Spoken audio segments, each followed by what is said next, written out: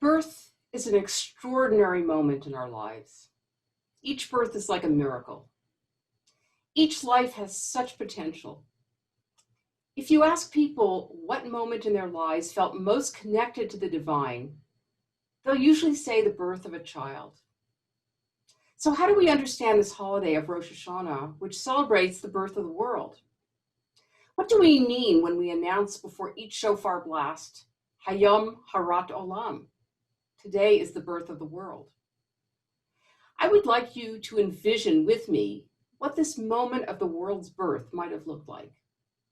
We get a pretty good idea from the first chapter of Genesis, one of the readings for Rosh Hashanah. We learn that God created the world by uttering words. Let there be light, says God, and there was light. And so on for 6 days. But I want us to speculate about what God might have been thinking in beginning this project. Why did God create the world? Because by figuring this out, we can figure out what we are doing here. By the end of the first chapter of Genesis, I think it becomes fairly clear. God needs a companion, a partner in the work of creation. God is in need of, in search of man, to quote Rabbi Abraham Joshua Heschel. So God creates the human being, the Adam, which really translates to earthling, because the word Adam comes from the word Adamah, which means earth in Hebrew. While everything else that God creates, God calls good. The human being God calls very good.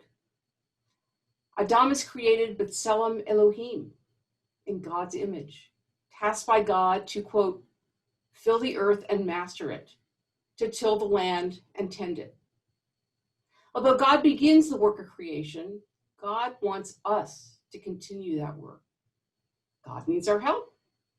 Now, this idea is very different from the other stories of creation in the ancient Near East.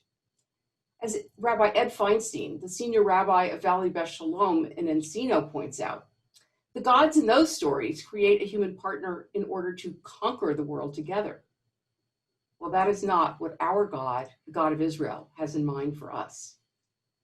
God wants us to be a blessing to the world, to help perfect creation. God wants us to carry out God's plan for the world of oneness, of harmony, peace, and justice. For this, we were created. So in chapter 1 of Genesis, God creates this beautifully fashioned world and offers it to the human being as a gift. The rest is up to us to implement, to fulfill God's vision. But there's a big problem.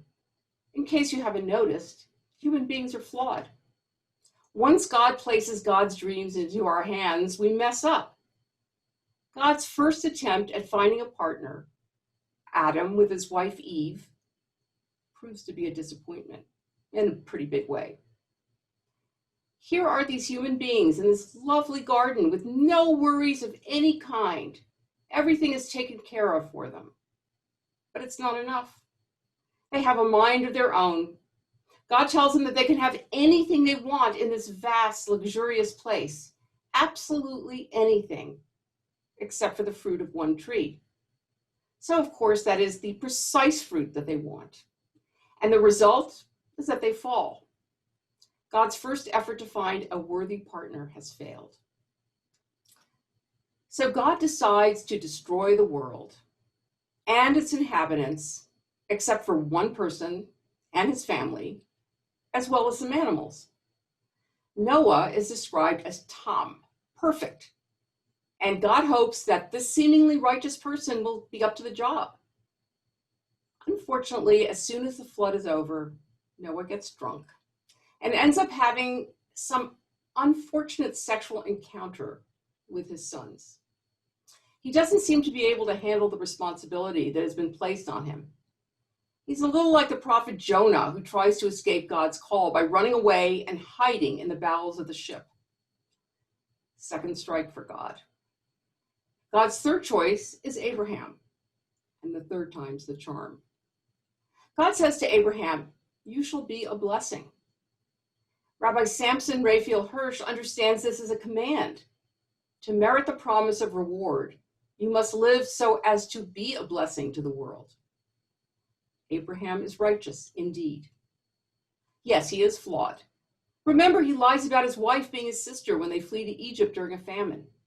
He also obeys Sarah and banishes his son Ishmael and Ishmael's mother Hagar, leaving them alone in the desert. But Abraham shines when it comes to demanding justice. He proves ready to confront God, to speak truth to power when God intends to destroy Sodom and Gomorrah. Abraham is outraged. How can God punish a whole city if there are innocent people within it?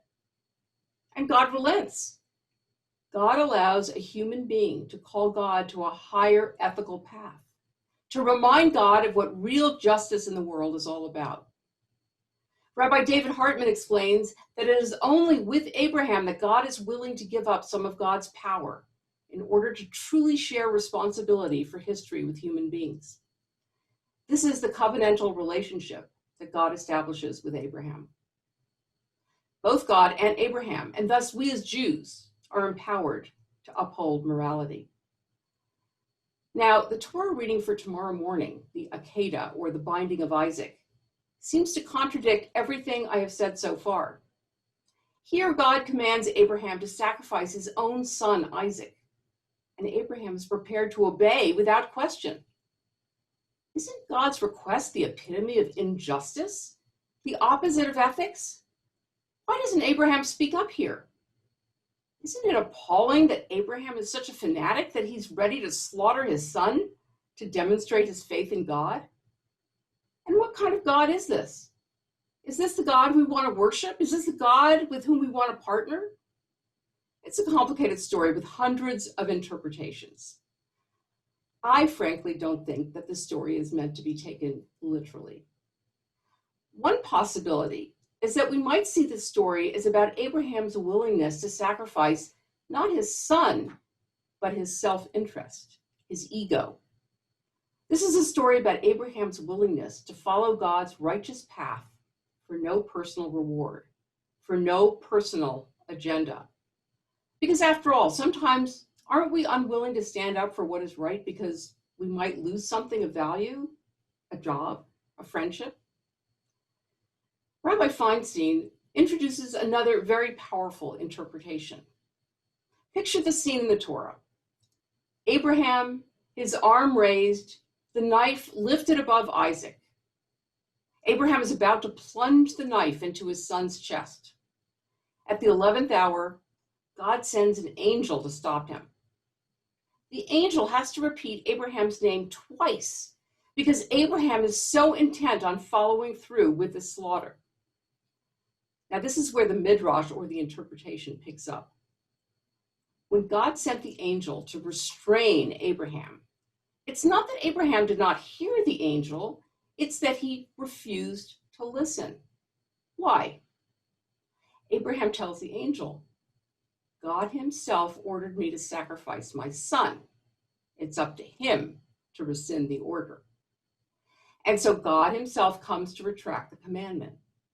But Abraham wants to continue.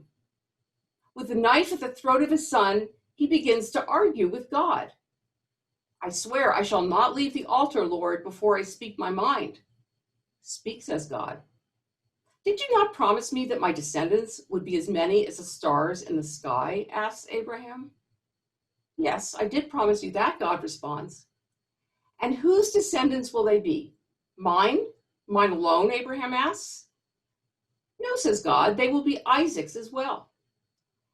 And didn't you also promise me that they would inherit the earth?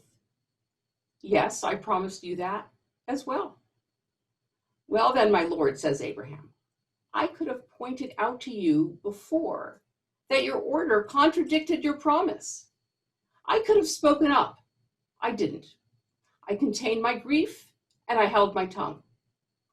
In return, I want you to make the following promise, that when in the future my children and my children's children throughout the generations will act against your law and against your will, you will also say nothing and forgive them.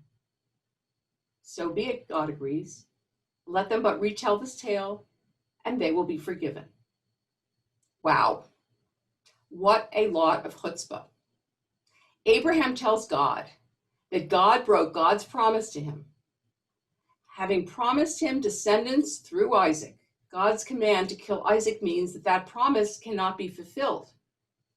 By holding his tongue and obeying God anyway, Abraham extracts a vow from God. In return for his obedience, Abraham demands that God forgive God's children when they mess up in the future, because God messed up first. And God agrees. And that is the basis for forgiveness during the high holidays. As Jews, we are meant to speak truth to power. We are meant to stand up for what is right, even if it means standing up to God. Because after all, a partner is not an unthinking servant. We are in a covenant with God, which the theologian Walter Brueggemann compares to a dance. Sometimes God leads, sometimes we do. It was for this that we were created.